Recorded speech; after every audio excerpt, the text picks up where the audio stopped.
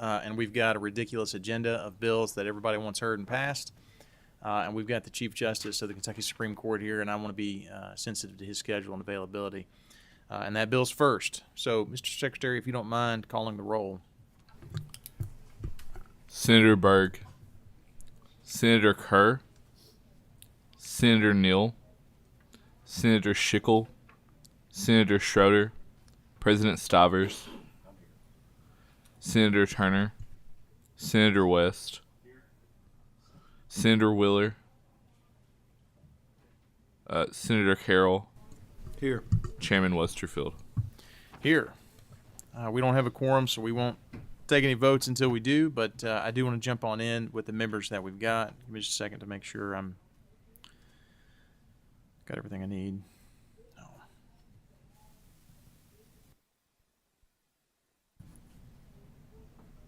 Okay.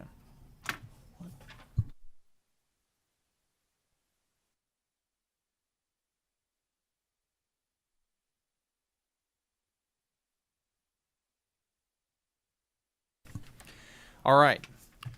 Mr. Chief Justice, Representative DJ Johnson, glad to have you both here. We've got House Bill 214 up first on the agenda, an act relating to judicial districts and circuits and declaring an emergency.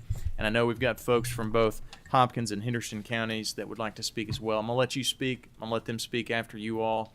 And if you'd like, you can, the two of you can have the final word.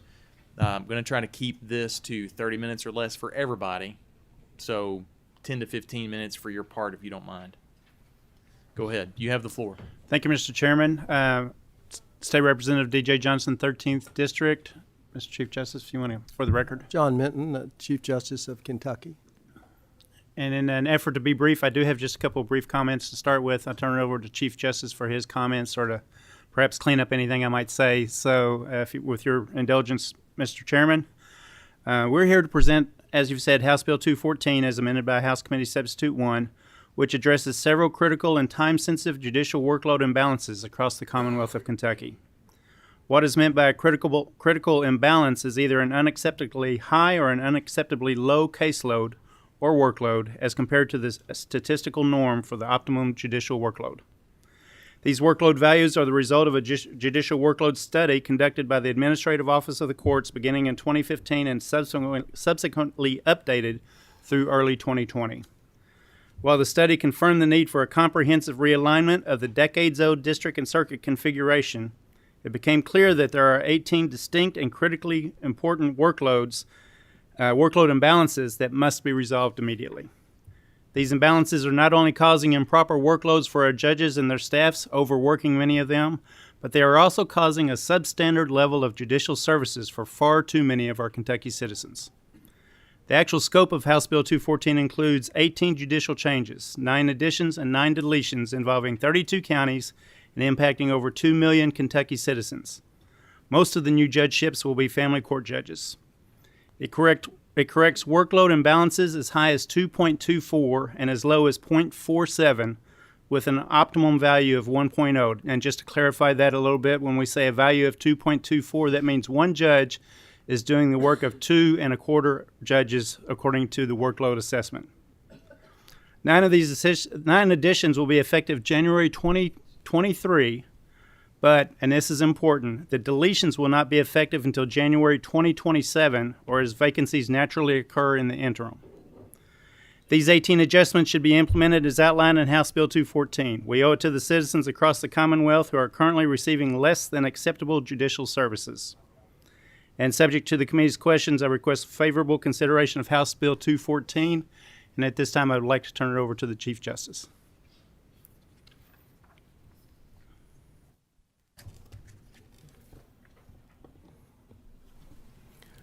Go ahead, Chief. All right.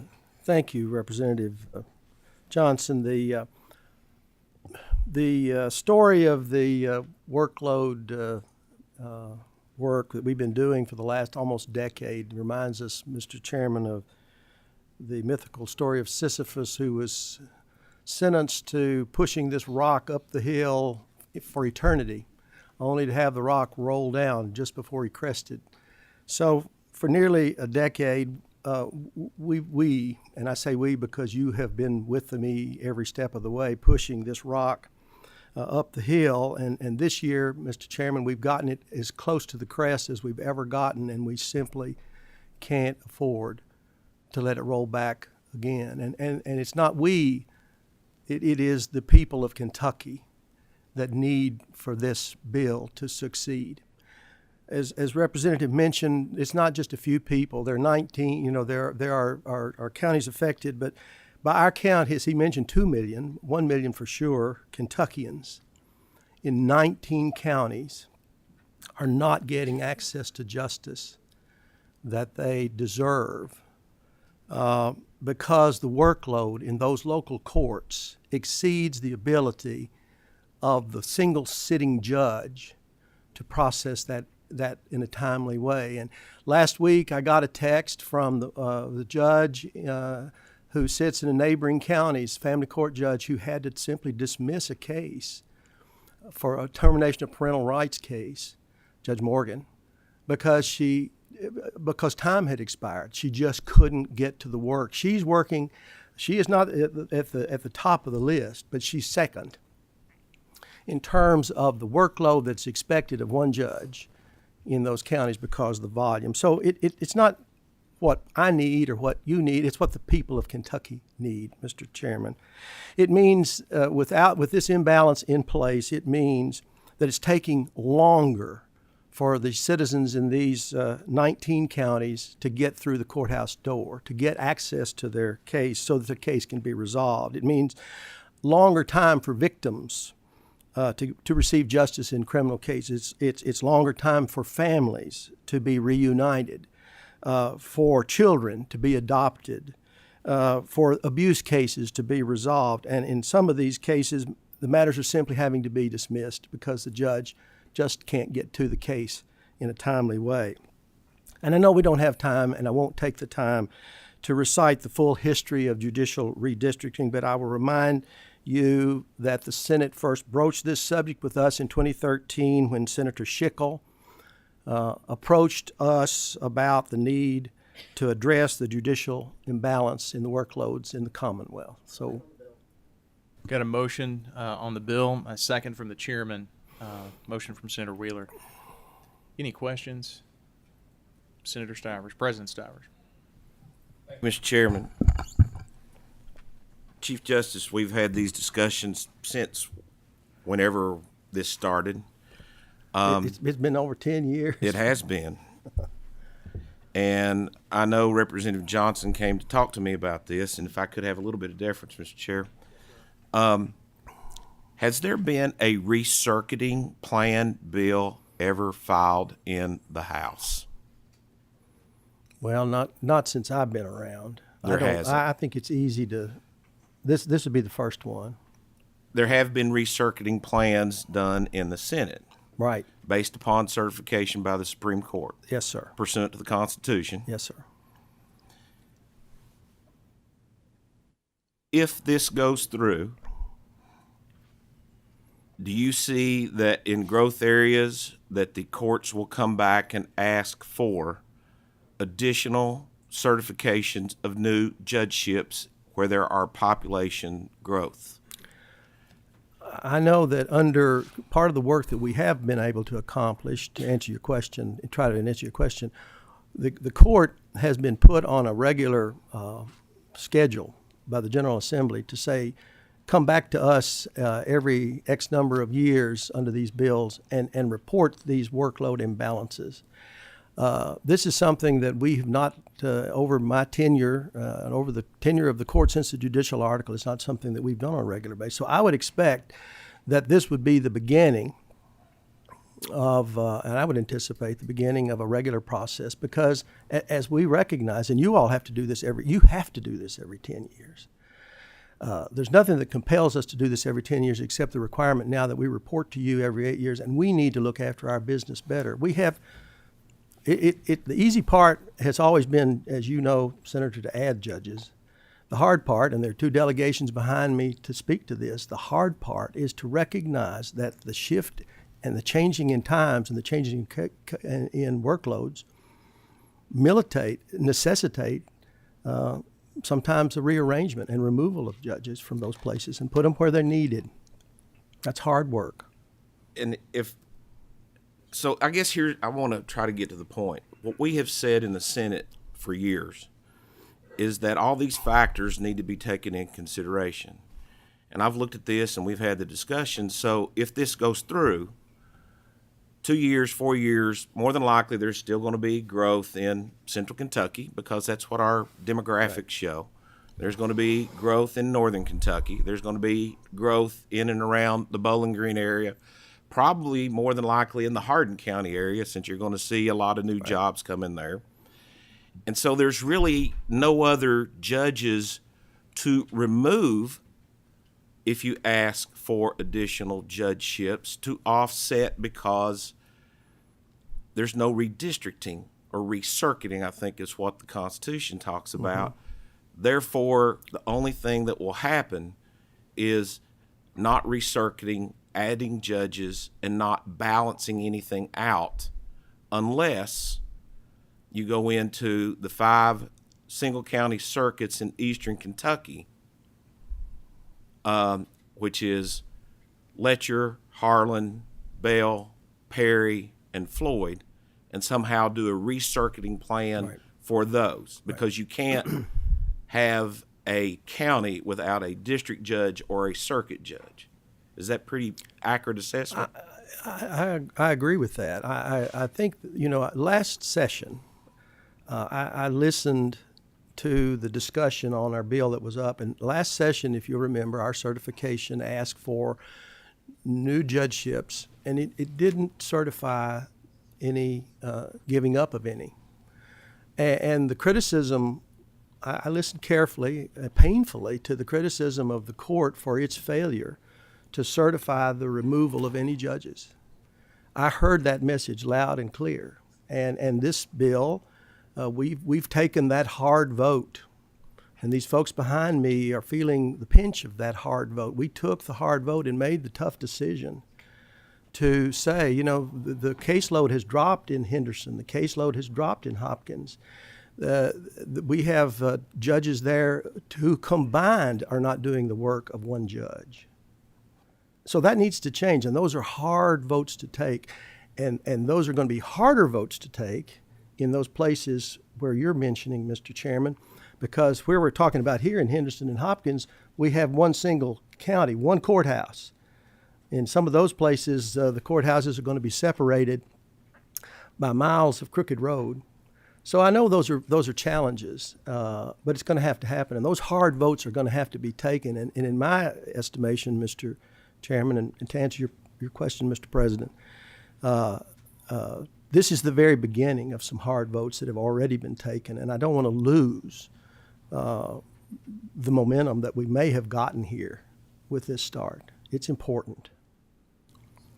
One last thing. Yes, sir. Thank you, Mr. Chairman. I appreciate the discussions we've had. We have been about recircuiting for over 10 years because there needs to be an equitable distribution of the judges.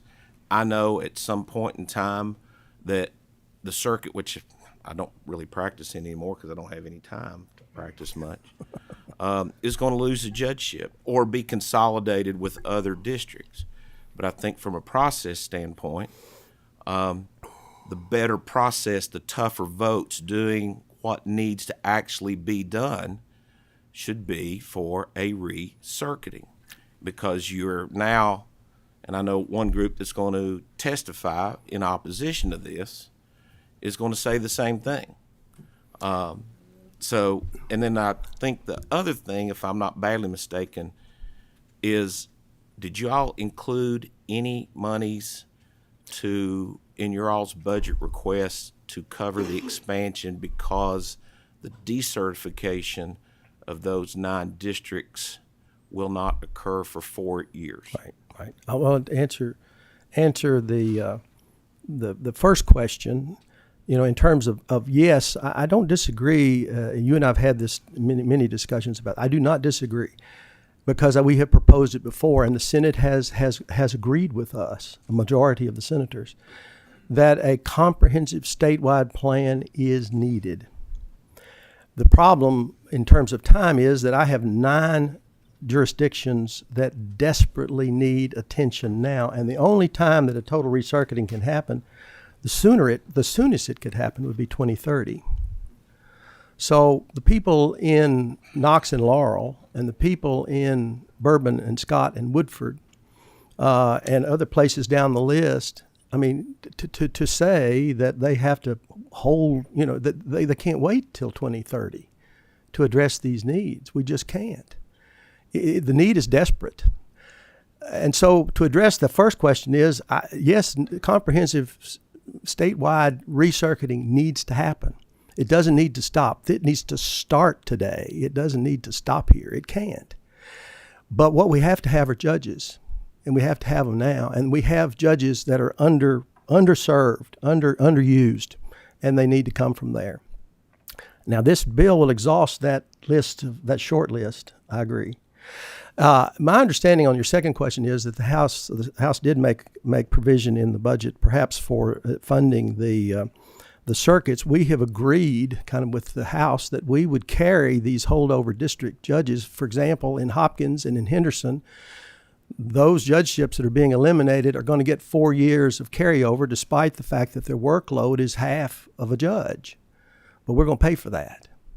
But in the final analysis, because of the dire need in places like that I've mentioned, if it's money over families, the court system will choose families, and we'll fund it if we have to. I don't know how, but we will, because we feel we have to choose families over funding.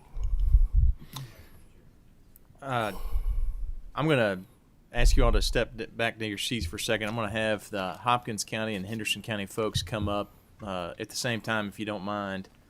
And if you have designated folks to speak, I'm glad to have you all speak.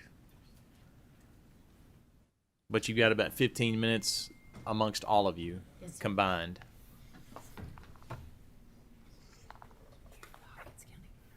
Thank you. Once you're situated and settled, if you wouldn't mind, introduce yourselves for the record and then jump right in. Can we get a chair for this gentleman? Thank you, DJ. Representative. You all have the floor. Judge Newman, do you want to start or you want us to go on? Okay. Mr. Chairman and the Committee of Judiciary, we appreciate your time to allow us to talk today. My name is Hillary Lantrip Croft. I'm an assistant county attorney in Hopkins County and the child support director there. We are also here as members of our Hopkins County Bar Association as well. We're here to speak not in opposition of this bill, but to talk to you all about an amendment to help us continue to progress like we are trying to make these other counties progress. And I'm going to go ahead and let everyone else do their introductions as well. I am Will Cox. I'm an attorney in Madisonville. I've been practicing down there since 1999, and I'm in the Hopkins District Court, if not on a daily basis, multiple times a week, and am also an officer of the Bar Association, local bar. Good morning. My name is Leslie Newman. I am here as Henderson District Judge and as a representative of the Henderson County Bar Association. We concur with our brethren to the south from Hopkins County.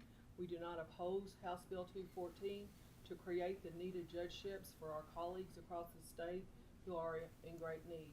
But the reality of our service to the people of our county and to the Commonwealth of Kentucky is that our workload is much less than half-time. We can talk to the people who fill the courtrooms on a daily basis in Henderson County, to our family and our friends who know how hard we work to provide service to the Commonwealth of Kentucky. I'm going to stop you. Is your mic on? I want to make sure your mic is on. Green light? Thank you. There we go. Is it okay? Yes, ma'am. Do I Now it need is. to start or are we okay? You can go ahead and start again if you'd like. My name is Leslie Newman. I'm here today as Henderson District Judge and as a representative of the Henderson County Bar Association. Like our brethren to the south from Hopkins County, we do not oppose House Bill 214 to create needed judgeships for our colleagues across the state whose need has been identified to increase the number of judges for those. We are here asking that we not lose a judgeship. I am in my 4th year. I started in 2019 as a district judge, and I was fortunate to join the Judicial Workload Assessment Committee and to work with Chief Justice, his staff, and my other colleagues across the state in this process. The reality of our work in Henderson County is that we are the constituents in our courts, whether that is the clerk's staff, whether that are the people who come before our court, our prosecutors, our public defender, and our private bar, see that we do not have half time. We work hard to provide services in keeping with the words of our Henderson County son, Chief Justice John Palmore, whose words grace the walls of our court and whose words start my work each day. He said, "What I'm saying about the district court I have said on many prior occasions, including my speeches to the General Assembly. I am proud to say that I have been its chief cheerleader. It is our most important court for the simple reason that more people come before it, more people see it and hear about it, and more people know what it is. From the very beginning, I have believed the performance of this court, these judges, would be the key to the public's judgment of the system as a whole, and happily, I believe it has proved to be so. In Henderson County and in Hopkins County, I-69 is a proud achievement that our state has worked for many years. We anticipate by 2026, the traffic traveling through our county will increase by 20 to 30%. We have an increase in population that is coming with the creation of new industry. We don't have what Hardin County is expecting, but we do have committed new industry coming to our community that is going to increase the caseload in our courts. We would at least ask the court to delay deleting our judgeships in 2027 until the workload could be assessed again before that time. And again, we do support the need for the increase in the judges whose workload has proven the need throughout the state. We're not against the bill as a whole. Thank you. Thank you, Judge. My name is Charles McCollum. I'm a former public defender. I was county attorney of Henderson for 24 years. I was a district judge from 2009 to 2018. I've got a lot of history about it. Henderson is growing. Pratt Industries bringing 320 new jobs, pay $40 an hour, including benefits. We've got another 130 jobs that are coming. I can't talk to you about that, but I am aware that they're coming. Henderson County, whenever I was county attorney, we had 12,000 traffic cases a year. We now have about 3.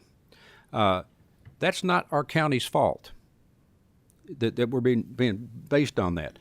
The state police post, when I was county attorney, had 18 troopers. They've got 8. I know you all are funding them now. You're trying to get that up. But when it comes back up, we haven't even had a state trooper to be running around our county other than going to the post. Our sheriff's office has taken the domestic violence in those type cases. So there's nobody out trying to do traffic cases.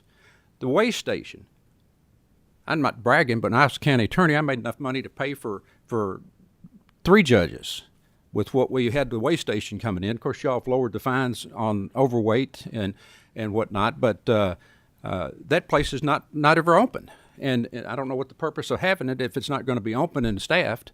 But if you do that, our caseload will go back up. And we've got industry coming and whatnot that's going to increase Henderson County tremendously. Another thing, the study does not take into consideration the post-judgment, what we do. We monitor no insurance charges, or used to. I'm not there now, but we monitored those very diligently. We monitored the payment of fines and court costs.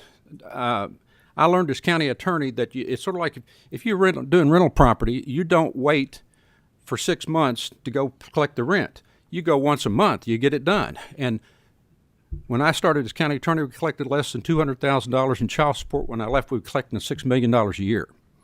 I found out that if I kept everybody on the docket every month, but you could come to my office and sign up. If you were up to date, you didn't have to come to court. We did the same thing in district court and created what we call the SKIP program. I collected more money per capita than any other judge in the state, and I got criticized for collecting the court costs. But it goes to the Traumatic Brain Injury Trust Fund, the Spinal Cord Injury Trust Fund. That money goes to things that I felt like I had a fiduciary responsibility to collect. So I collected, and I set up court on 8 o'clock rather than 9. The day before, I sorted out all the cases of people who had made payments and hadn't made payments. I got them in court, and I got them back to work. If they paid it a week ahead of time, because the clerks have to pull the cases, so that they can't just come to court the day of the court and do that, my bailiff took it on himself to see who did pay and who didn't, so I could get the people out. I'd handle 150, 300 cases a day, and I could get 100 people out in an hour. Boom, boom, boom. But it takes work, but that's how we got that paid and got it taken care of. I did issue bench warrants. I never put anybody in jail for 180 days. I might threaten it, but I didn't do it. But that got them back to court when somebody, and it gave me an opportunity to help people. Let me ask you a question. Yes, Judge, sir. Did you participate in the workload reporting when you were on the bench? I gave my information, yes. Okay. I But- just wanted to make sure. There's been an argument raised. I spoke with Mr. Cox yesterday about the age of that data, and that's a semi-fair point. We don't have newer data reported from judges, but that is the data that we do have, and every judge in every county reported that across the state, including in Henderson County and in Hopkins County. No, I gave my report. I gave the information to I appreciate that. I guess Pardon? I'm asking. Now, what I'm hearing is our other district judge did not. He had other plans and did not give. Then respectfully, your gripe should be with him. Well, it is. I mean, I've got lots of gripes with him because I did all the e-warrants. Because we were unfortunately we're the county where we had the murder double suicide that requires judges to be available now 24/7 for an EPO. That was my county. Okay, and so I make sure. First thing I did in the morning was go through the e-warrants and make sure every dang warrant was signed and taken care of. I'm going to let the Hopkins County folks. They just introduced themselves, but if you all want to add to the remarks, I want to let you do that before we stop. Sure, Senator. I think in Hopkins County, we have heard that one of our judges did not participate in the workload study. We have heard from other folks that both did, and so there seems to me to be confusion about how the numbers were calculated.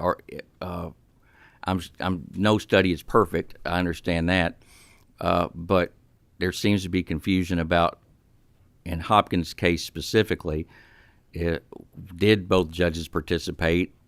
I've heard both sides. Both judges say they did. Other folks say they haven't. We've been trying to track that down. We've learned more about the study in the last 48 hours than maybe we ever thought that we would. I imagine. We don't understand or don't know if one of our district court judges oversees our drug court. I don't know how those numbers impact. I know other counties have a circuit judge do it. I don't know which way's better or which way's worse. Another issue but you have in Hopkins County that I would ask the chief to take up and the court to take up, you've got district judges only being on call instead of all of your judges. that was my next point, And correct? I don't know how Henderson County operates. In Christian Same way. County, every single judge rotates. Yeah, right now we have one circuit. That's the way every circuit in the Commonwealth should function. Every Right. judge should be willing to do that. Right now we have one circuit, one family, and two districts, and it's my understanding that only the two district court judges participate in the on-call rotation. Yeah, I think that contributes to the workload of your district judge or judges now and judge if this passes, but that's a problem that can be remedied. The drug court staffing is another problem that can be remedied, and I think those are holdovers from prior judges, Right. not just in your two counties, but in other counties around the Commonwealth. And those things are silly and unduly burden the remaining judges. The last point I'd make is that we aren't sure. There seems to be an inconsistency in the way counties handle cases and counts. For instance, let's say on the way home, I write 10 cold checks in Hardin County. You're talking about the trailer number in juvenile cases or Right. whether or not it's 75 cases versus one. Right. Some counties would say those 10, they take me to the grand jury. I get indicted on 10 counts of cold checks. In Hopkins County, we would say that's one case that has 10 counts. In a county that adjoins us, they might say that's 10 cases with one count each. And so I don't understand, or our bar doesn't understand how those discrepancies are handled in this study. And so when we look to Christian to the south, which currently has 2 districts, 2 circuits, and a family, we see they'll go to 6, we'll go to 3.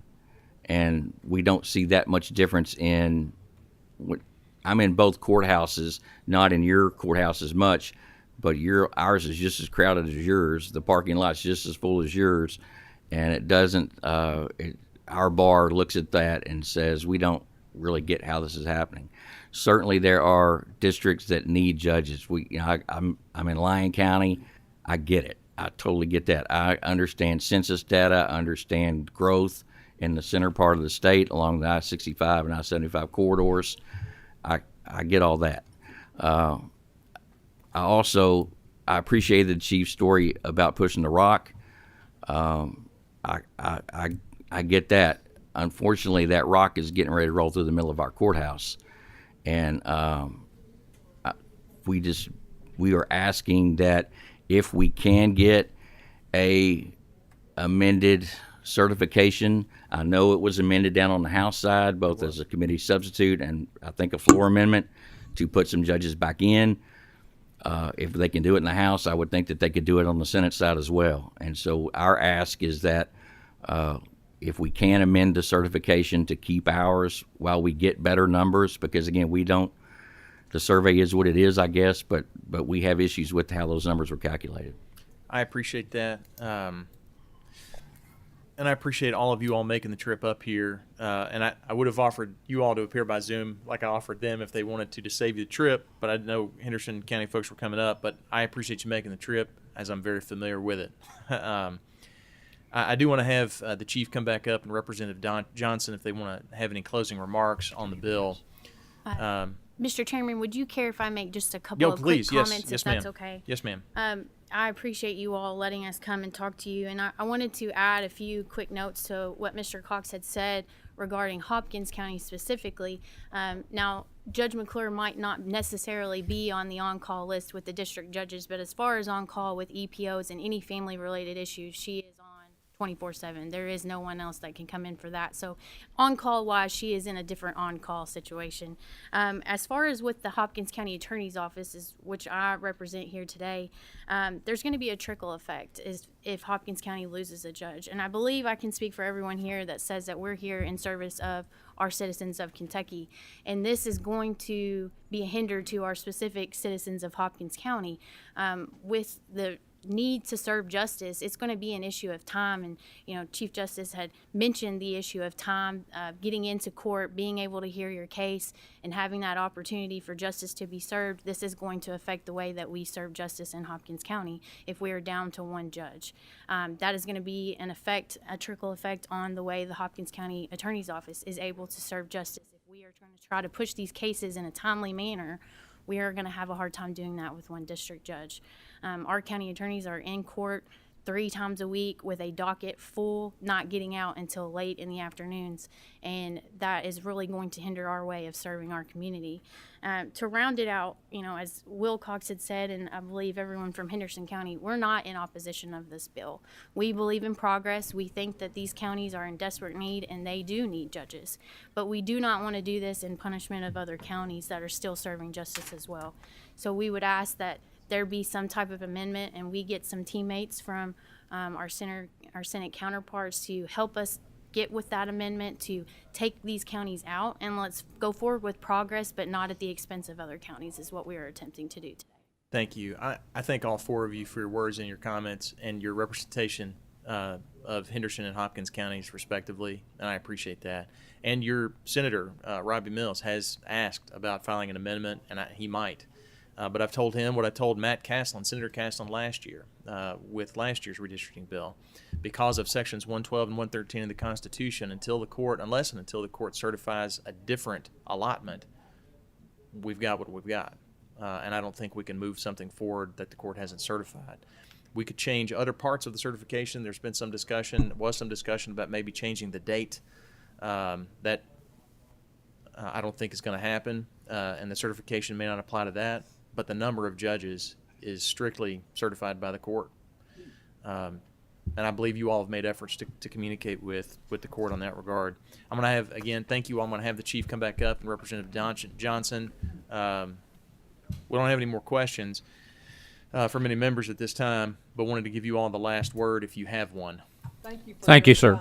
Thank you all. Yes, Mr. ma'am. Chairman. Thank you.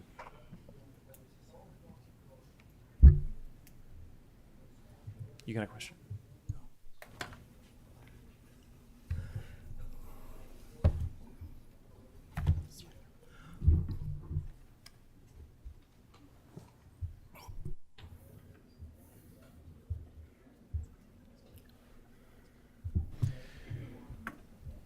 We do have a question from Senator West. Yes, Senator. Thank you for the presentation. Just 214, I think will pass out of committee today. As far as chronology, obviously with the testimony, there's continued need for expansion. Do you envision that now proceeding every year or just budget years? So Well- would you expect it to be another follow-up bill to come around next year? And this is mainly a question for Hopkins people just presented. I don't, well, the history of this has been that we've been back here, year after year. Our next, on our schedule, 2028 is when we're to come back with another study, refresh the numbers, go through the process, these, and so I'm anticipating that it'll be sort of on that kind of like you redistrict about every 10 years. We'll be back in every 8 with our report. Here's how the way things stand. Certainly, there's nothing to prevent us from doing it in the interim, but the numbers would be refreshed in that way, Senator. So I would expect this to not be a year after year or every budget year request, but more on an 8-year cycle. I would estimate. Obviously, if things happen in the interim, that make changes, then changes can be made. The court is committed. The court at this point is committed, and we understand that the ball rests with us to begin this conversation. The Constitution gave us that obligation to certify, and I feel that obligation very strongly, especially given the way things have gotten so out of kilter now, with some places being so grossly underserved and some being so grossly overserved. Yeah, the reason for my question, if Hopkins, if they're unable to do some type of amendment, 2024 looks a lot better than 2028. Sure. So that was the Right. reason for the Yeah, question. and the judgeships don't end, under this bill until for 4 years. It gives these judges who are running for election now the opportunity to run, be elected, serve, and find other ways of doing. And obviously, there's going to have to be an adjustment in the business model. Bullitt County has gone through this. Bullitt went from 2 to 1. Other counties have done this. We have single county circuits, single county districts, that are able to do the business. So the business model will have to be adjusted, and we're all about helping make that happen. We want there to be efficient courts, and we want to help to do that. And also, I want to say this: these good folks who are our people from Hopkins and Henderson are here. If they've got time and want us to talk about the numbers and why and how they came to be, I'm going to invite them back to my office after we finish here, and we'll sit down and we'll have a long discussion about this, because I'm confident in the process at this point, and I'm sure once I can explain some of these things, the questions that were raised here at the table, I can answer, and will and want to. In fairness, they drove all this way. I'm willing to do that. Thank you. Chief, thank you. Do you all have any closing remarks? Otherwise, we've got a motion and a second on the bill. I'll let you move on, Mr. Say thank you for your consideration. Yes, thank you very much. Mr. Secretary, please call the roll. Senator Berg. Explain my I vote. Yes. In 30 seconds, please. We got to get on. I know Jefferson County is going to lose a judge under Right. this proposal, and I represent Jefferson County. So this is not necessarily an easy vote for me, but I think the good of the state really, really trumps it. And I appreciate you, the work Senator. you've done, and I vote aye. Thank Thank you, Senator. Senator Carroll. Aye. Senator Kerr. Senator Neal. Senator Schickel. Senator Schroeder. President Stivers. Senator Turner. Can I explain my no vote, Mr. Chairman? 30 seconds or less. 3 minutes or less. 30 seconds. I thought I had 3 minutes. I want to first apologize to all That was 45 minutes ago.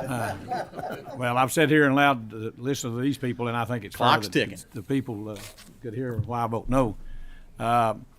First of all, I want to apologize to the public for all these judges and people coming up here and people in jail and need service to have to come up here. Second, in Eastern Kentucky, we have conflicts of cases, and we have to have special judges because, and to eliminate a judge in my district, I've been in special judges and went to Whitley County and drive for 2 hours and what have you.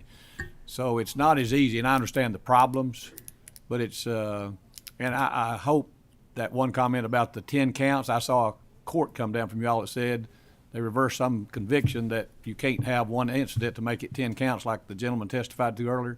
So I hope the county attorneys and the district judges and circuit judges read that so that they don't get to manufacture time by making 10 counts out of one incident.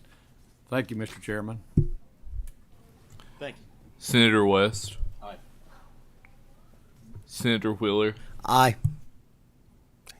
Chairman Westerfield. Aye. Bill is not passed with favorable expression, but rather is defeated on a, let me count, 1, 2, 3, 4, 5 to 1 vote. Hopefully it's something we can bring back up, Representative and Chief Justice. I support it. I want us to hear it again, and I want us to pass the bill out. And hopefully we'll get a chance to do that. I was going to make some remarks about your time here in front of the committee, but it looks like you might be back. I look forward to the opportunity, Mr. Chairman. Thank you, Mr. Chief Justice. Thank you, Representative. All right. I'm going to stress this enough. We've got a bunch of bills. Some of them are pretty short. If you had remarks planned, cut them in half. And we're going to get as far as we get. And whatever we don't get to today, I hope I get to another day. So that's that. House Bill 215, an act relating to crimes and punishments, sponsored by our friend Representative Chris Fugit, who was in here.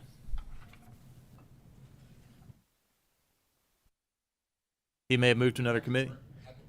Why don't you come on up and we'll do the Massey docket.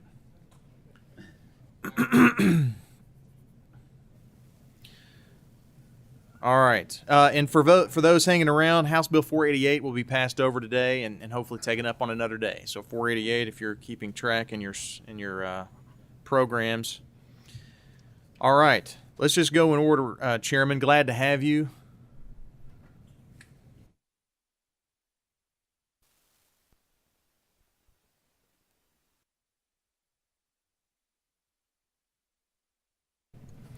All right.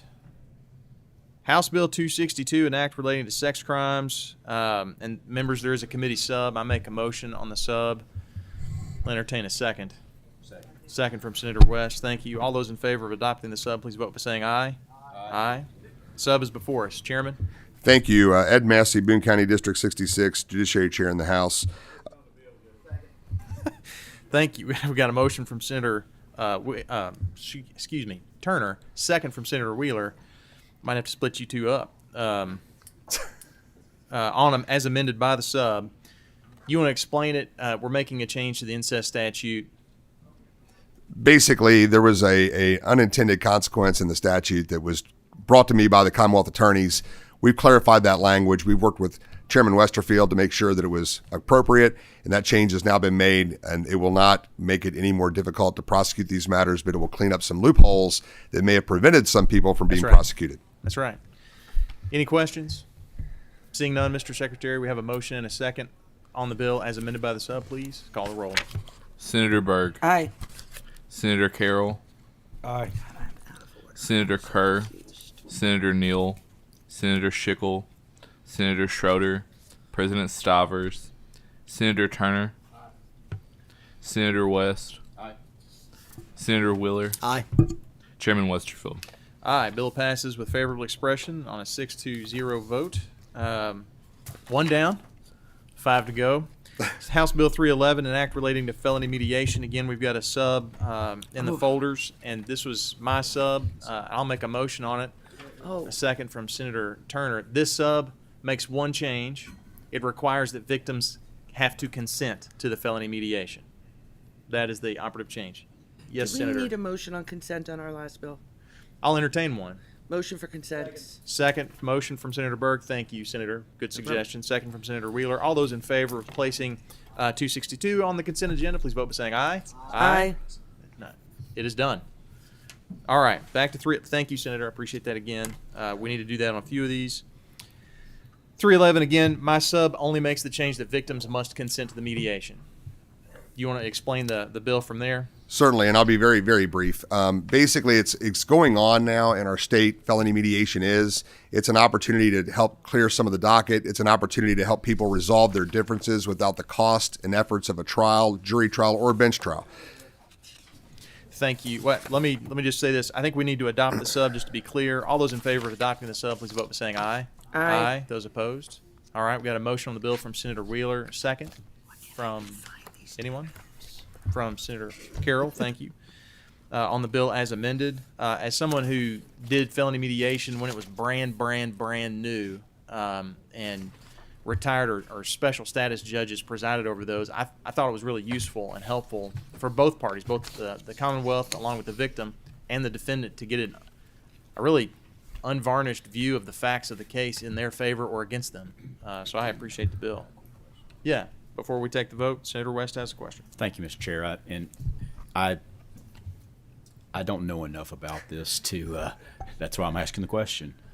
If the state is doing this now, we're allowed to do this now, then why 311? Easy answer.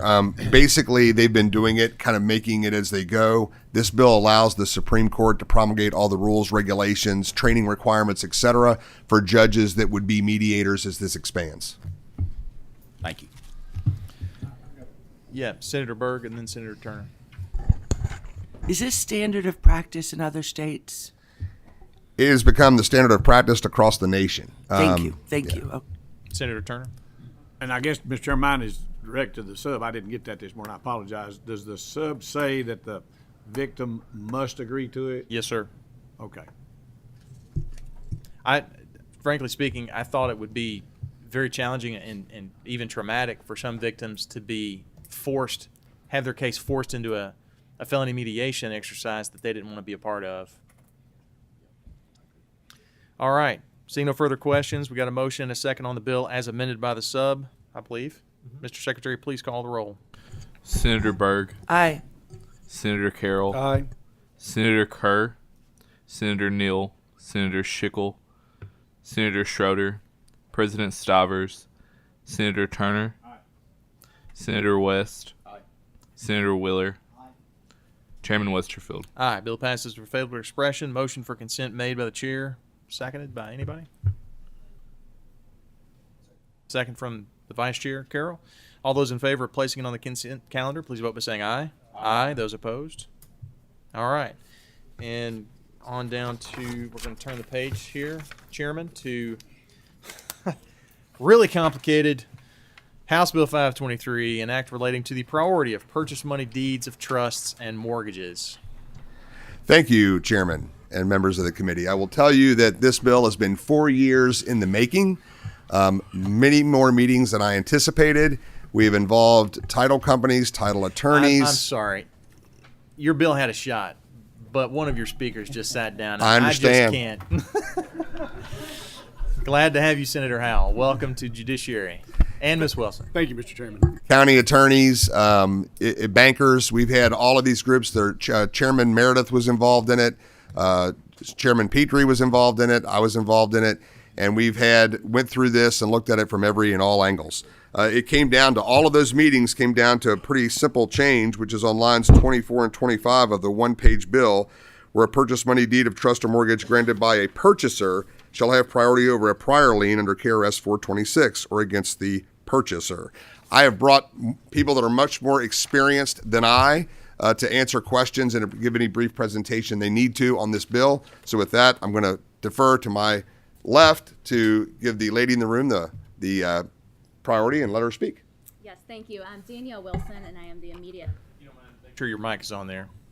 I'm Danielle Wilson. I'm the immediate past president of the Kentucky Land Title Association.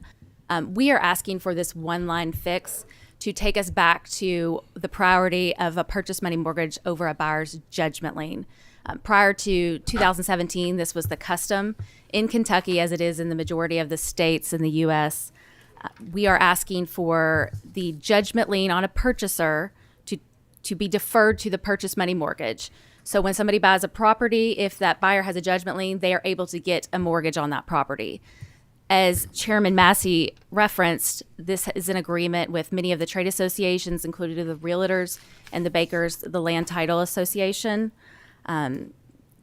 This does not affect any seller's liens that are on the property. This does not affect local government liens, any state tax liens. It is only judgment liens against the buyers. Senator Turner and then Senator Wheeler. So I have a question, please, Mr. Chairman. If I have a judgment lien against a piece of property, so the landowner can go out and get a mortgage to get the maximum amount of money on it, and then defaults on that, it gets sold, you will collect your full amount before I get my lien. It might have been on there for 10 years. Is that what you're telling me? Oh, go ahead. I think Senator Howell wants to answer this. Yes, Senator Turner. The base of your premise, there's another step in there. This is just for purchasers. So the purchaser doesn't own the property until they buy it. As it stands right now, a judgment lien that is already in place against a purchaser would jump ahead of the purchase money mortgage to be in first priority. So no one can, when we run titles, we have to run the buyers as well in order to make sure there's no judgment liens on them. Otherwise, this can never, anybody that has a judgment lien, even if it's under a payoff or a workout, they can never buy a piece of property and have the bank be in a first position mortgage. I think, Mr. Chairman, one more question. Yeah. Just the new witness. So I just want to make sure that the judgment lien, when you said it just applies to purchasers, so the new purchaser is going to be able to get that property, but the lien is still going to be on that property. The lien will be on the property still. It just changes the lien priority. The existing judgment lien for the purchaser goes from first position, the way the law is now, to second position behind the purchase money mortgage. This reestablishes the primacy of the purchase money mortgage. But it still stays on that piece of property. Yes, sir. It stays on a piece of property that did not exist for the buyer before the purchase. So this would actually potentially help a judgment creditor, because then there would be additional collateral for them down the line. And if I may, if that buyer goes to refinance that property, and when the buyer goes to sell the property, that judgment lien will be satisfied at that time. Thank you, Mr. Chairman. I was just trying to clear that up for the public. Senator Wheeler. You're good. Senator West. Just further clarification, Senator Howe or Representative Massey, but for the money of the lender to purchase the property, the purchaser would not have the property. That's correct. So in other words, the creditors are pretty much protected because they don't have a lien to begin with. So that's correct, right? That's correct. That's why it gives potential creditors the ability to potentially collect where they otherwise could not. Correct. Motion on the bill. Got a motion and a second from Senator West and Senator Wheeler. Any other questions? Mr. Secretary, you're up. Senator Berg. Aye. Senator Carroll. Aye. Senator Kerr. Senator Neal. Senator Schickel. Senator Schroeder. President Stivers. Senator Turner. Senator West. Senator Wheeler. Chairman Westerfield. Aye. Bill passes with favorable expression, 6-0. Motion from Senator West for consent, second from Senator Wheeler. All those in favor, please vote by saying aye. Aye. Those opposed, it shall be on consent. This is a friendly reminder. I'm not going to tell the House how to do its job. Would be super if y'all have a consent calendar. I fully understand, comprehend. Wasn't my choice, but here we are. So, All right. House Bill 690.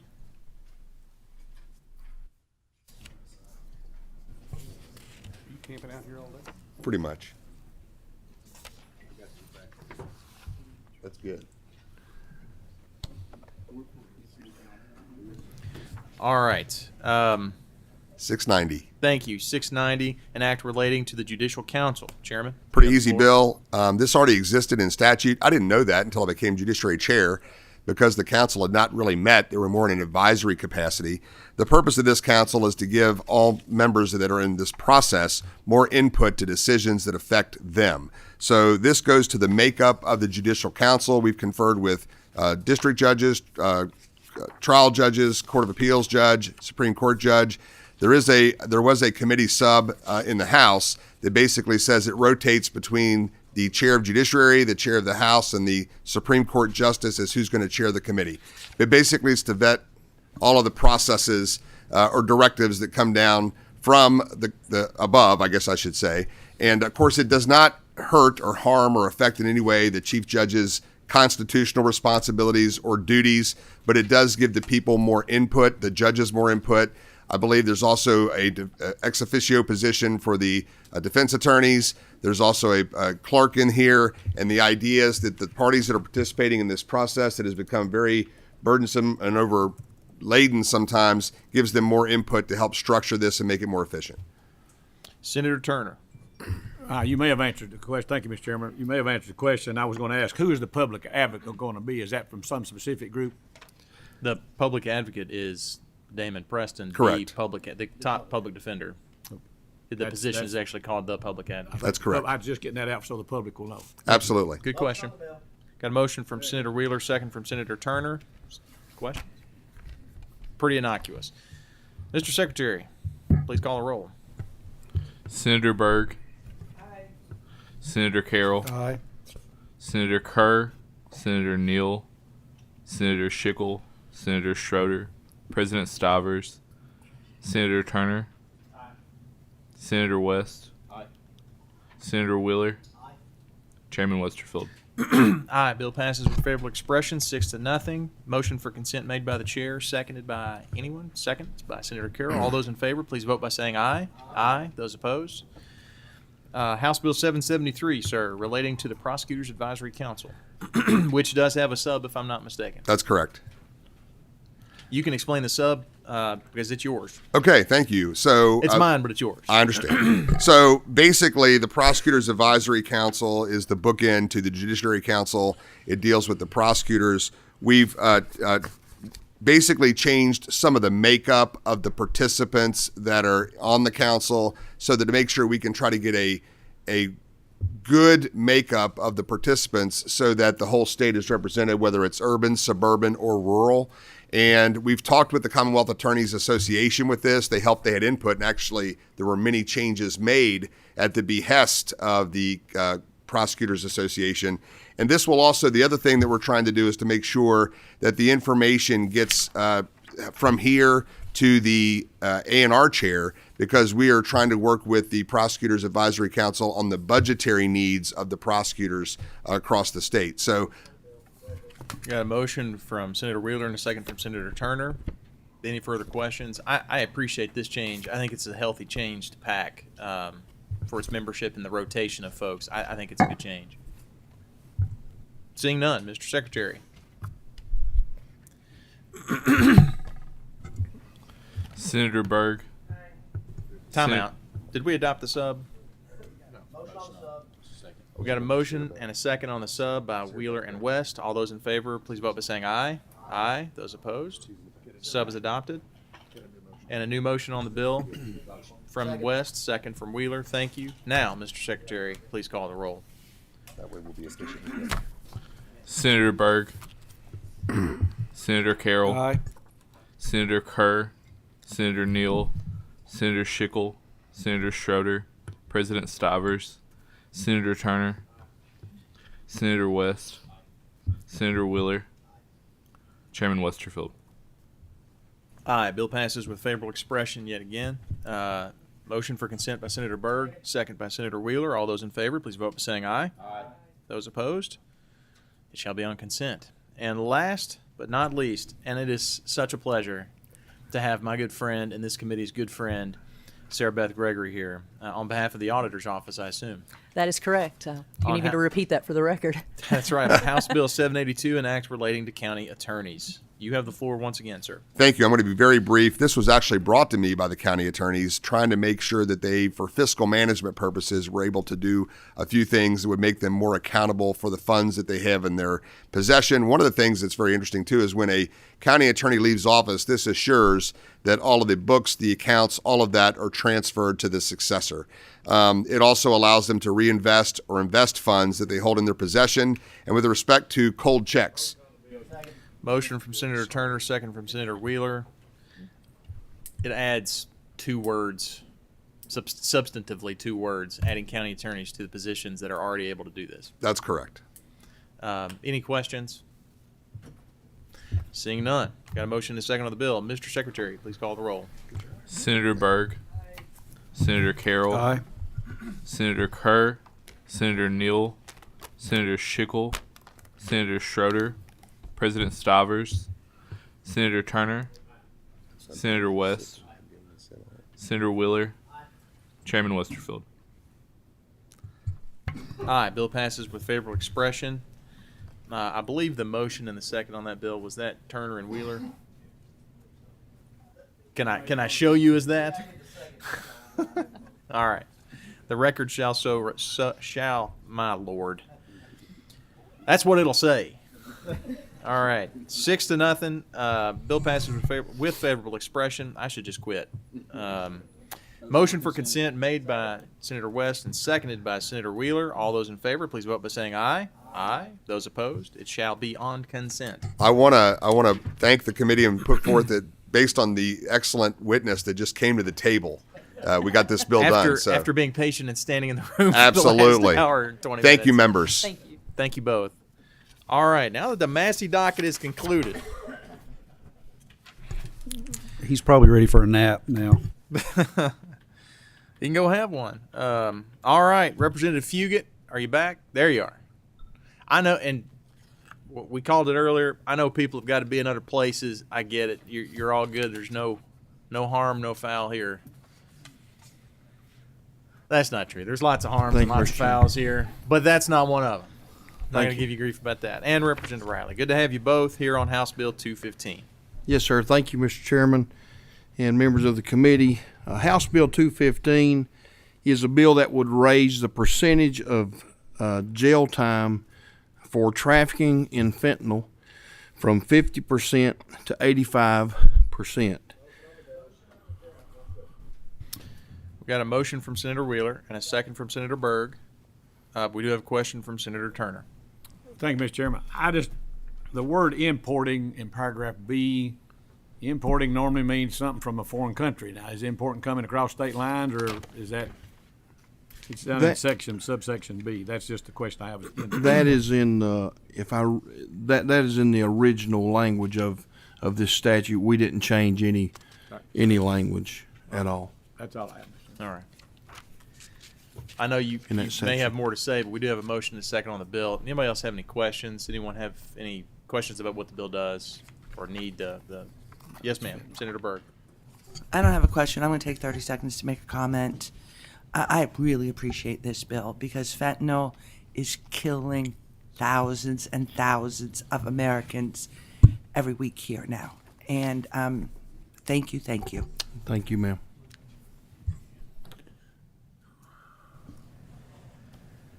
Any other questions? All right. We have a motion and a second on the bill. Mr. Secretary, please call the roll. Senator Berg. Aye. Senator Carroll. I appreciate the bill. Senator Kerr. Senator Neal. Senator Schickel. Senator Schroeder, President Stovers, Senator Turner, Appreciate the bill. Aye.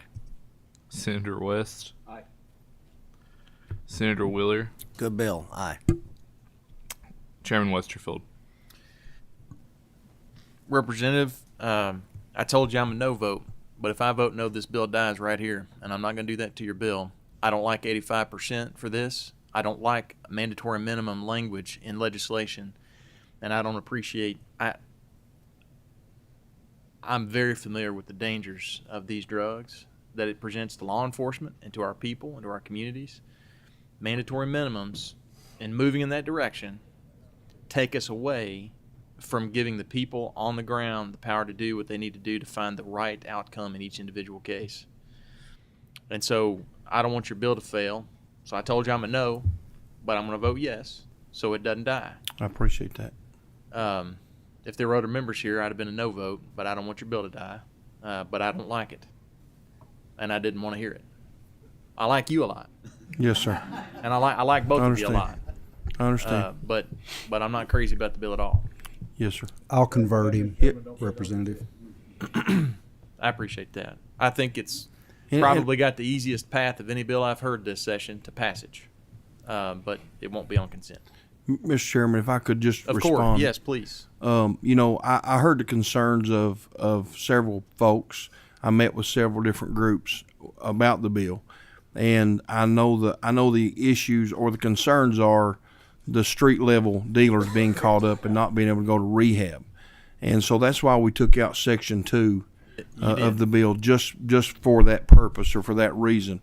But I appreciate you not letting my bill die or our bill die, Representative Riley and others that have worked on it with me. And so I appreciate the committee and appreciate your time. I appreciate that, and I really do appreciate the changes you made over in the House. So thank you for that. Yes, sir. Thank you all. All right, bill passes with favorable expression, 6-0, but will not be on consent. All right, give me just a second. That was number 8. All right, Representative Bentley, come on up. You've been very patient. We have House Bill 92, an act relating to the Opioid Abatement Trust Fund. Members, there is a sub that I will not be calling. So we've got the bill clean right here. There are continuing to be some discussions on a potential amendment, but that'll happen sometime after now. You have the floor, Representative. My name is Danny R. Bentley, District 98 of the Great Commonwealth of the State of Kentucky. Blake Christopher with the AG's office. Victor Maddox with the Attorney General's office. In 2021, the General Assembly passed without a single nay vote what was known as HB 427. HB 427 created a plan for administering the settlement proceeds from the litigation against 4 manufacturers and distributors of opioids. House Bill 427 was signed into law and can be found in KRS 15.291 and .293. House Bill 92 makes 3 changes to KRS 15.293. The first change broadens the scope of settlements, including HB 427's plan. Previously, only settlements from the 4 major manufacturers and distributors of opioids were covered by HB 427. But there will be future settlements, many of which would stem from the national opioid litigation in federal court in Ohio. We want to avoid having to create a new bill every time there is a new settlement. Consequently, this second change would apply House Bill 427's plan to any future settlements that arise from this national opioid litigation. Importantly, we've spoken to our local partners, KCO, KLC, and they are supportive of this change. The second change states that the plan created by HB 427 applies even if the defendants declare bankruptcy. We want to be clear that any funds from a bankruptcy proceeding will be treated the same as those from a typical settlement. Third change is provided and comes as explicit request of the local government groups mentioned by House Bill 427. Under House Bill 427, 50% of settlement proceeds go to the state opioid abatement fund and 50% to the local governments. The local government share is to be distributed according to the agreement reached by them. Local government leaders requested 51%, and that's what's in the bill. I'm now happy to take questions, and I wish the House would go back to consent. Got a motion from motion from Senator Wheeler, second from the chair. Any questions on the bill? Seeing none, Mr. Secretary, please call the roll. Senator Berg, Aye. Senator Carroll, Aye. Senator Kerr, Senator Neal, Senator Schickel, Senator Schroeder, President Stivers, Senator Turner, Yes. Senator West, Senator Wheeler, Chairman Westerfield. Aye. Bill passes with favorable expression. I tell you what, I'm going to go ahead and ask for a motion for consent, understanding that if an amendment comes, it's going to come off consent. You don't want, okay, then it shall not be on consent. We have an objection. So, thank you, Representative. Thank you, guys. I appreciate your Thank you, patience. committee and chairman. Thank you. Thank you so much. All right, I owe an apology to KCDL. They did sign up to speak. I missed it, and I apologize. PHILLIP LAWSON with KCDL is here, and he wanted to speak on 215, and I agree with a great many of his arguments on that bill. It's voted, but I want him to have an opportunity to. And Chairman, if you want to get your other business out of the way beforehand, that's certainly fine with me. I want you to speak. And Okay. People need to hear what you got to say. All right, thank you. Thank you, Chairman. Thank you on behalf of KCDL. My name is PHILLIP LAWSON. I'm the legislative agent. I know I have not had a chance to meet most of you, but thank you for taking a few moments regarding House Bill 215. And I'll keep my statement brief here because I know you all have a lot of business. You heard Representative Fugate talk about the increase from 50 to 85%. I would ask, after listening to my comments today, please check your email. I sent an email around yesterday giving some statistics and giving some numbers, hard numbers regarding the changes from the 50 to 85%, especially when it comes to comparison to our federal system. I do a lot of federal criminal defense work. I'm a Criminal Justice Act panel, both for the Sixth Circuit as well as the Eastern District of Kentucky. And our point is with this bill is we don't disagree with the underlying premise of House Bill 215 in that, fentanyl traffickers definitely need to be punished, or I think Senator Stivers once said warehoused. We don't disagree that it is a completely dangerous drug. We understand that. We're not arguing with that point. Our point is that our current sentencing at 50%, when you put it in combination with the persistent felony offender statute, is extremely severe already, especially when you compare it to our federal sentencing guidelines and federal statutory minimum sentencing scheme. I'll give you an example. For instance, our first-time offenders under the importing statute, which is essentially trafficking at the federal level. As you know, importing does not have a quantity level. It's 1 gram. At the federal level, if somebody were to be caught as a first-time offender trafficking 1 gram of fentanyl, they would be looking at a sentencing range of 10 to 16 months in terms of a sentence. And let me interrupt you to let members know you were sent this information yesterday. What he's talking about right now. Correct. Yes, I sent, and there's a chart that I'm referring to. That's right. And I spent quite a bit of time just trying to crunch some numbers so that this committee members can see the difference in straight facts. This is not hyperbole. This is just crunching numbers to see the difference. And it really, when you look at those, you see a big difference. Let me just go back to what I was saying in terms of if you look at your first-time offender on importing, you're looking at 10 to 16 months under our federal system. Currently, under current law, 50%, your parole eligibility is 30 to 60 months. So that's your range. If this increases to 85, you're looking at 52 to 102 months. So that's a big swing, okay? Even from our current law, from 30 to 52 on the low end, 60 months to 102 months. That's your first-time person with 1 gram of fentanyl convicted of importing. But I would also like to, raise some issues in terms of how the PFO works. Let's continue working with importing. When you're looking under the current law, if you're importing and you're convicted and you're hit with PFO second degree, your parole eligibility range is 60 to 120 months. At the federal level, it's 12 to 18. That's before various other issues. But if it changes, so we're going from 60 to 120 currently, to, if we go to 85%, 102 to 204 months. I mean, that is drastic. That is a drastic move. And let me just say one last thing in terms of, I guess, the difference, because I know you guys are busy. I'll just say this one point on the aggravated trafficking, continuing along this line. As the committee knows, if somebody is convicted of aggravated trafficking, you have 24 grams minimum. And am I running short on time? Okay. We got 2 more bills, and I want to. Fair enough. I would just urge the committee, please check the email. Please call me with any questions. I'd be happy to crunch these numbers with you. Thank you. But it's quite drastic. It may not seem I don't like have it, but time. 50 to 85 is drastic. Thank you, Philip, and I apologize. That's okay. I'm No sorry. worries. I missed it. You're right there, first thing on the sheet, and my apologies. No worries. No worries. All right. Thank you for the time.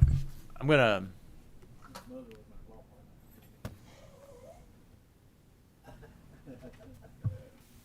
Give me just a second. I'm gonna call up.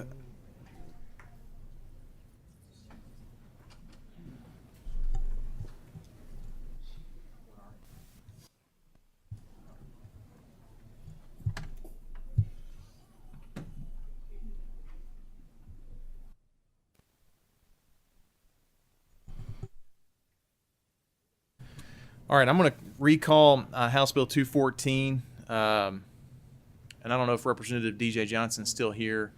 There he is. I know you've already explained this, but I'm recalling the bill for another hearing right now. And unless someone's got questions, I'll entertain a motion, or I'm going to make the motion as the chair and entertain a second on the bill. Second from Senator Wheeler. I think I heard first. And Mr. Secretary, we got a motion and a second on the bill. Senator Schroeder. Thank you, Mr. Chair. Mr. Chair, I know you know this, but just for the audience sake, I had a visitation, so Yes, sir. apologize for the No apology tardiness. But I do have a question, so Go ahead. Thank you.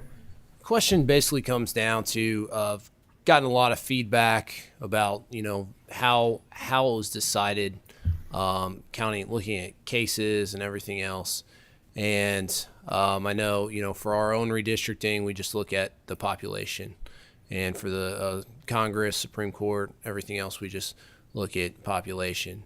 Could you kind of go into, or one of your guests maybe go into kind of the logic behind how it was decided? Yes, sir. I will generally say that it's based upon a request from the General Assembly for a workload study by the Administrative Office of the Courts. And I will let Lori introduce herself and answer in more detail. But generally, it's a study based on workload, not population. And workloads change and shift somewhere along the lines of population, but not exactly. And with that, I'll let Lori introduce herself. Senator Schroeder, thank you for the question. Laurie Givens with the AOC. It is based on a weighted caseload study. It's a model that the National Center for State Courts has developed in over 40 states, and it's been utilized there. It's, for example, a traffic case might take 2 minutes, but obviously a felony criminal trial is going to take weeks. So it takes all of this into consideration. There was some testimony, I think a little confusion about the time study. Some concern that because I think we had 96% of our judges participated in the initial time study. So it doesn't necessarily matter. It's a weighted average of time that all judges spend. And then what we take are the actual case numbers in that county. We multiply that by the amount of time. So it's a very specific formula. And for example, in Knox and Laurel, we have one family court judge doing the work of 2.24 judges, whereas we have other jurisdictions that have, a much lower caseload. So that is what this compares. Mr. Chair, just a quick follow-up. Yes, sir. Thank you. I appreciate that explanation. Going to the actual number of cases, one of the concerns I've heard is that in some jurisdictions, when you have multiple co-defendants, you'll treat that as one case rather than, let's say there's 4 co-defendants, rather than treat those as 4 different cases, the judges treat it as one, and then like A, B, C, and D. Has that been factored in? And so what we are able to do is make sure that the case counts are the same in every jurisdiction, that the way, say, Campbell County is counting trailer numbers is the same way that Christian County is counting trailer numbers. So I know that is a concern that some folks have. I think when we're able to sit down and talk to them and explain how it's counted. Keep in mind also when the time study happened, those judges were counting the time in those cases, and we had multiple defendant cases then, so it really is the amount of time that actual case is taking with multiple defendants. And that is not uncommon across the state. Thank you. I appreciate you clearing that up for me. We have a motion and a second on the bill. Mr. Secretary, please call the roll. Senator Burke, Explain my no vote. I just got some words in my ear that something's going on here that I need to be careful of, and for now, I am voting no. I reserve the right to change my vote. Senator Carroll, Senator Kerr, Senator Neal, Senator Schickel, Senator Schroeder. Mr. Chair, explain my vote. Yeah. Thank you. I'll vote yes today. Appreciate that explanation. I think Mr. Chair knows I studied this issue. I've talked to a number of people on this issue, so I realize I missed some of the testimony, but I am comfortable voting. Thank you. President Stivers, Senator Turner, No. Thank you. Senator West, Senator Wheeler, Chairman Westerfield. Aye. I believe the bill still manages to fail. What's the vote count? 5-3. Well, third time's a charm. Maybe. Maybe. We'll Thank see. you. Thank Thank you, you. Mr. Thank Chairman. you both. Back to the table. Members, I know people have got to go places. I'm going to give us, if you can, give me 5 or 6 minutes. We have 2 more bills. One's really short, and one's a little bit longer, but I think we can do them both. House Bill 402, I'm going to do first. Representative Deanna Frazier-Gordon has been very patient back there in the back, and so has Representative Dotson. But 402 is first of these last here. And I know we've got a guest here. Representative, no need to tell you how short you got to be. Okay, thank you, Chair. House Bill 402 relates to fertility fraud deception, whereby a physician made the decision decades ago to use a fresh sample of his own material to inseminate female patients, but would inform them that the sample would come from the woman's own husband or anonymous donor. The deception is then discovered. Thank you. I've got a motion from, I think, Wheeler and Turner. A second. All right, Turner. Wheeler. Good Lord. Turner is motion. Wheeler is second. Whew, goodness. Anybody have a question? Seeing none, Mr. Secretary, please call the roll. Senator Burke, Aye. Senator Carroll, Aye.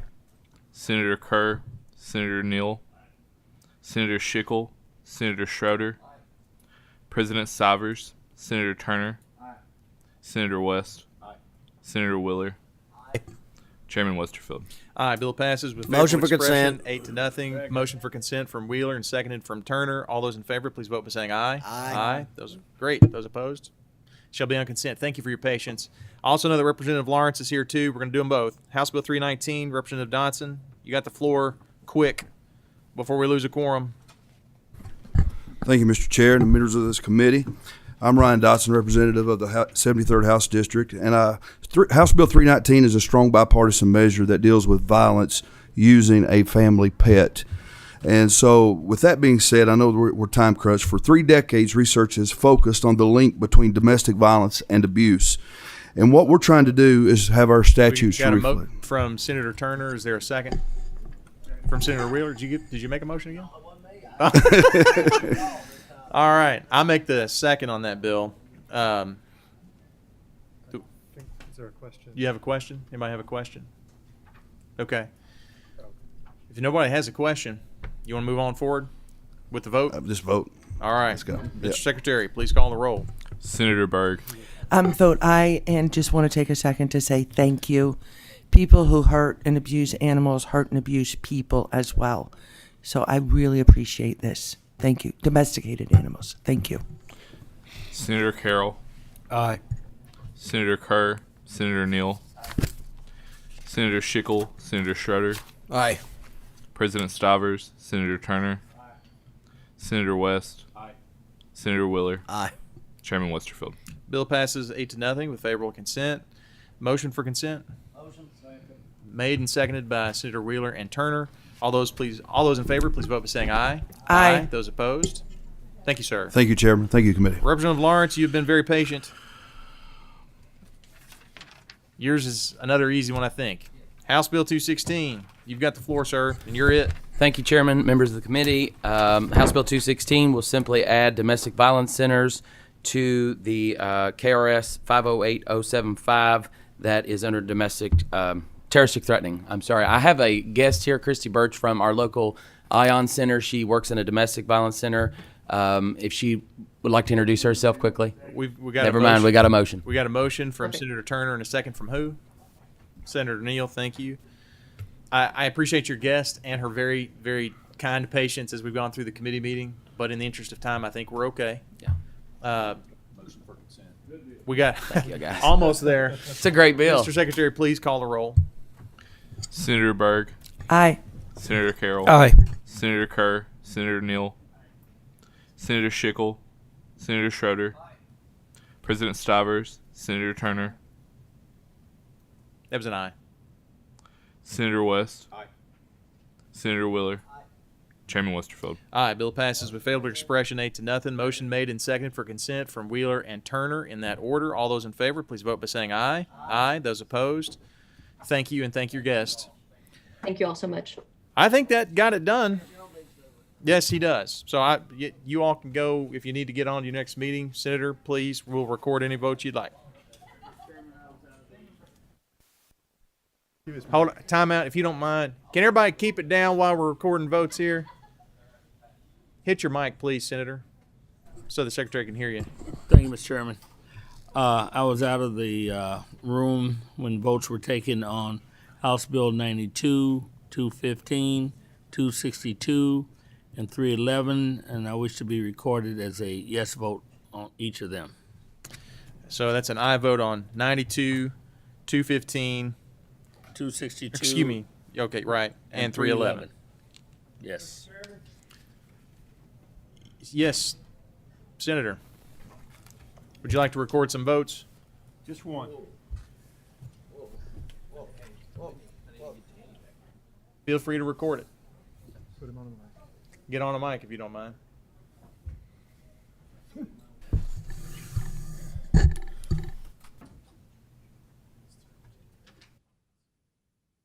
$214 is what you're looking for.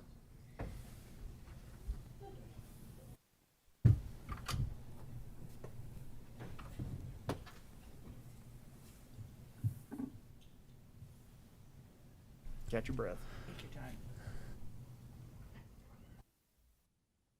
Glad you're safe. Thank you for your indulgence, Mr. Chairman. Yeah, I'd like to cast a aye vote on House Bill 214. Bill passes with favorable expression. Thank you, Chairman, or Senator. I appreciate it. All right, anybody else need to record votes? I think we're good. All right.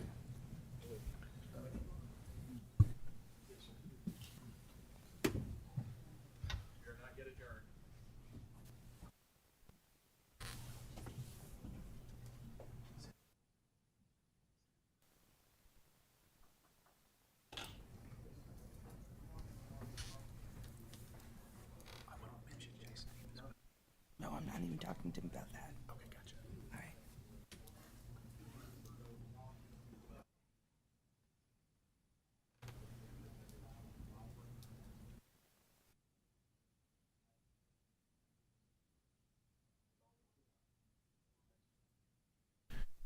All right. All right. Okay. All right. I think that concludes our business. We are adjourned. No.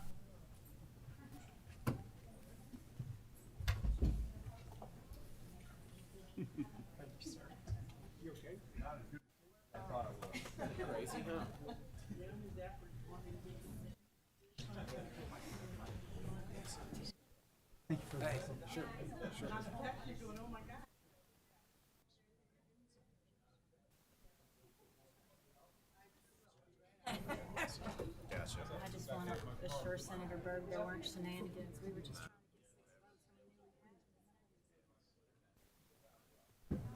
Hey, I thought I was going to get to say it. What? Well, last changes of vote. So. This place is usually kind of interesting.